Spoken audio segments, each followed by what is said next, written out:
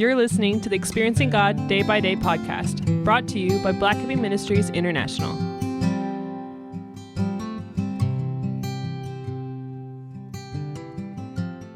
May 8th, that you may marvel. John 5, verses 19 and 20. The Son is not able to do anything on his own, but only what he sees the Father doing. For whatever the Father does, the Son also does these things in the same way.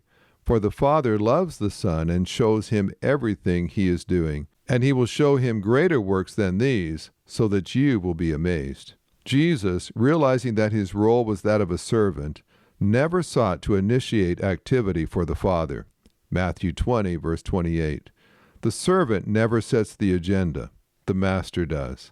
The servant must be so alert to what the Master is doing that whenever the Master begins to move in a direction, the servant quickly joins him. Even the Son of God did not assume he knew the best thing to do in a situation. Instead, he looked to see the Father's activity and then joined him. Jesus knew his Father so well that he was keenly sensitive to divine activity around him, immediately recognizing his Father at work.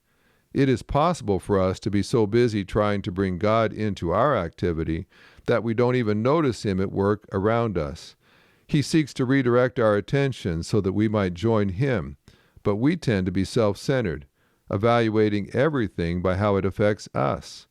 We must learn to view events around us from God's perspective. Then we will see our world very differently. When God brings someone across our path, we will look to see if God is convicting that person of his need for salvation.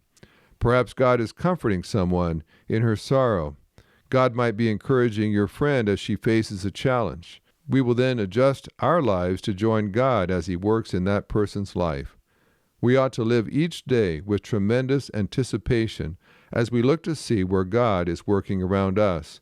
As our eyes are open to his activity, we will marvel at his great works.